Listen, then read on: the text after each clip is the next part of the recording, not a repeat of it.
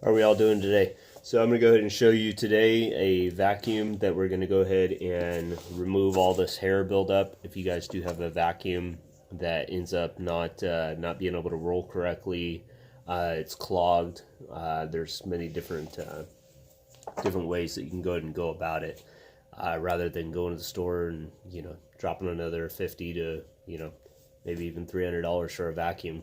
This is a simple, easy way of going ahead and eliminating that problem. So what you're going to need is a Phillips screwdriver. That's what a Phillips looks like. You will go ahead and make sure that your plug is out of the outlet. And we'll go ahead and start by removing these screws on the bottom side of the vacuum. You'll notice there's some screws that are right here. Go ahead and bring the camera in here for you. So they're going to be right here, here, up here, over here, down there.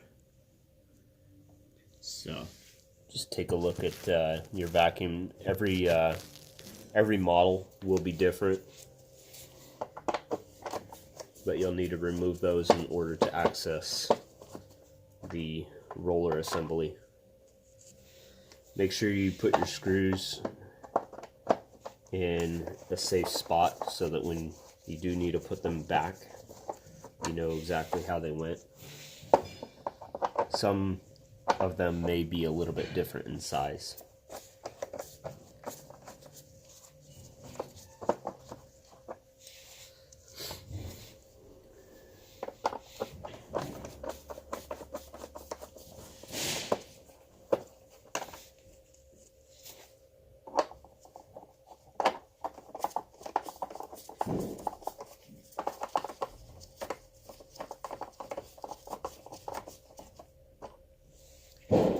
Alright, so that looks like we have removed all the screws. This one here is there, but it's loose. No, it's not able to be grabbed. But if you have a magnet, you can go ahead and take a magnet and grab that screw there. Otherwise, if you pull this out, it will come with it. So now this is ready to be released. I'm going to go ahead and do that now. I am wearing gloves just because it is dirty. So now we've removed this assembly here. I'll set that aside. You can see here, this is the belt that goes, and it will attach to this motor that will spin, which will in turn spin the belt, which is attached to the roller, and it will allow the roller to move. That is how the vacuum functions. So what we're going to do is pull this roller out. All you do is pull straight out, and then this side over here will pull that side out. Once you have this removed from the vacuum, you can go ahead and slip that away from the belt.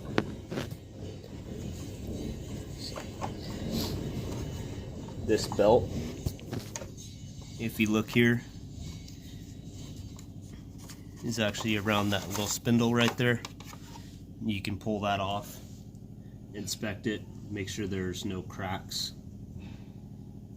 The belt looks pretty good.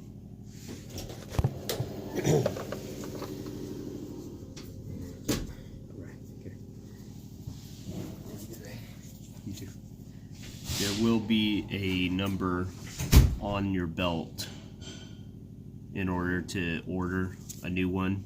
If you want online, you can go to the manufacturer. This particular vacuum is a Bissell, so you can find all the model information right there on the back of the vacuum or somewhere on it, and then that way you can go ahead and get the correct belt for it. We gotta place the camera back down here. All right. So now we have the belt out. We went ahead and inspected that to make sure that that's in decent condition. So we'll set that aside. Now this is your spindle here that all the hair is wrapped around. Women's hair, pet hair, any kind of stuff that's on the ground, as you can see, gets wrapped around here pretty heavily. What you could do is you can go ahead and get a razor blade. I have this little one that I'm going to use here, and we'll flip it around, put it into place, lock it in. You can also use scissors. The razor blade, it's a little bit quicker in my opinion, but obviously scissors would be a safer way. So just make sure an adult is present or taking care of this when you're doing it.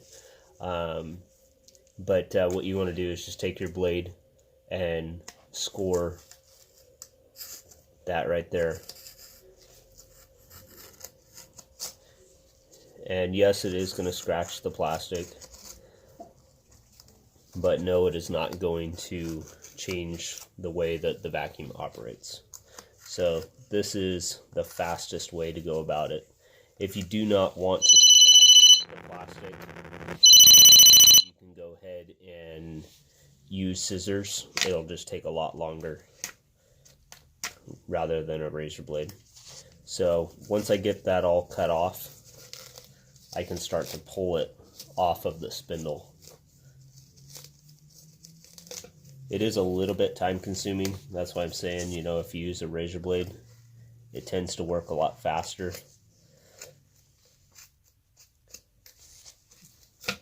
You can see that looks like it was somewhat of a ribbon that, got caught up on there from somebody's clothes. This is just a lot of hair right there. You can see all that. So again, I'm wearing gloves because it's nasty. You do whatever you want, but I'm gonna go ahead and remove all this stuff here, and then once this is removed, what this will do is it will allow the vacuum to work properly. Right now, as you can see, with all of this wound up on here, it's just not going to allow it to run the way it was designed to do so.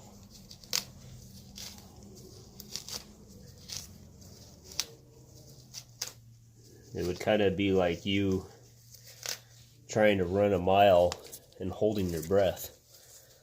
You just wouldn't be able to breathe right. It's very much the same. If it doesn't have the actually, I guess a better analogy would be trying to swim through sand. So basically this is trying to spin and it's being restricted. So same thing like if you're in sand trying to swim, which nobody would do obviously, but if you were trying to do that, you probably wouldn't get very far.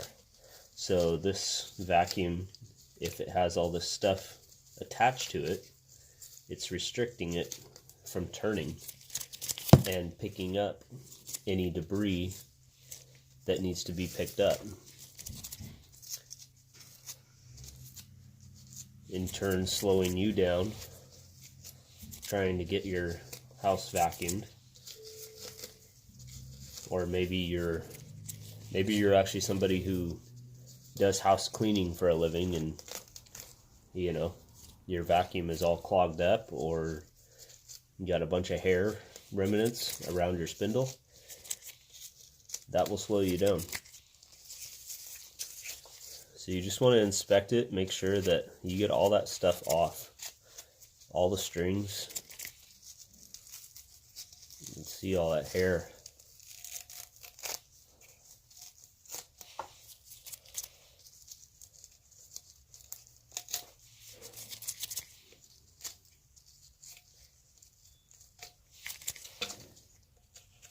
So you can see this is probably, we're about 10 minutes now that this has taken us. So it's not a super long drug out process, but it will save you from going to buy another vacuum, because most people will get frustrated when their vacuum doesn't work right, and they will go out and buy a new vacuum when all they needed to do was go ahead and properly clean it and maintain it so that it runs smoothly and efficiently. So we pretty much have everything off. As you can see, that saved a lot of time by using that razor blade just to go ahead and cut that part off. Go ahead and zoom in on the camera. So you can see there's a couple little scratches, on the spindle and stuff like that, but that's not going to affect the way it runs again. So place the camera here again. So now that we have everything removed, clean, it's ready to be reinstalled. So what we're going to do is we're going to put the belt back in this spindle right here. You can see this shaft right there. That metal shaft is what turns this belt. And you'll get the belt in behind it, just like that. Once that is done, then you go ahead and put your spindle back inside, just like that. Okay. Then you will have to stretch it just a little bit to get it into place. You'll notice that there's a little piece here. You can see that on the end of the spindle, and there's a little groove inside right there that it needs to go into. So that's going to stretch in and lock into place. So once that's locked in, you push the other side in. Again, there is, zoom in so you can see what I'm doing. Okay, so if you look at this, how it's got a flat side, kind of a rounded side, it's going to match up on that part there. So it has to be flat side on both sides, and it will allow it to slide in and lock into place.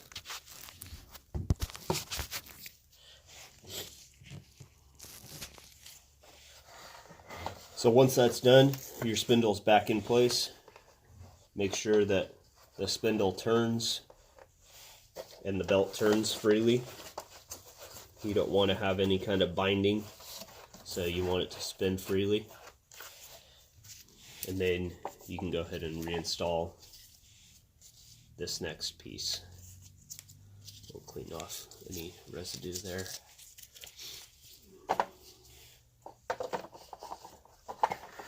So now we're just putting it right back together the way it came apart. That's going to snap into place. That's going to go there. Now we're going to go ahead and reinstall our screws.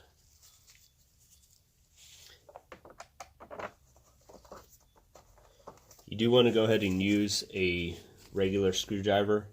I wouldn't recommend using a power screwdriver just because it is plastic, and you do have the potential of stripping that plastic and then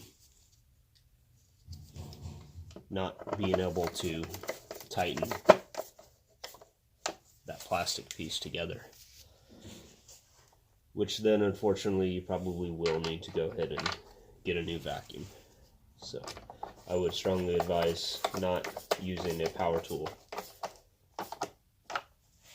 They just need to be snug, not over tightened.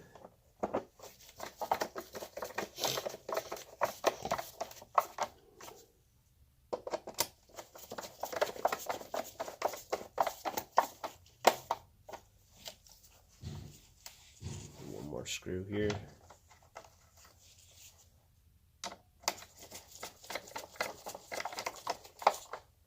All right, so this is all that hair that came out of that vacuum, whether it be hair or string, you know, little ribbons, anything that is going to bind up this roller from spinning freely is going to greatly decrease the efficiency of being able to vacuum your floor. I'm going to go ahead and plug it in and show you how this operates now.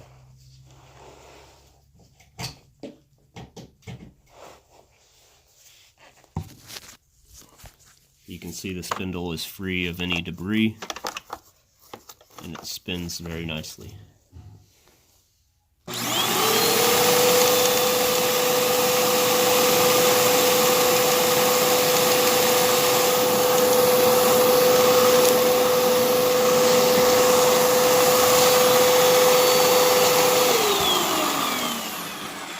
Alright, I hope you guys enjoyed the video. Please like and subscribe, and I will go ahead and post more videos of different things that you can go ahead and fix around your home. Thank you all for watching.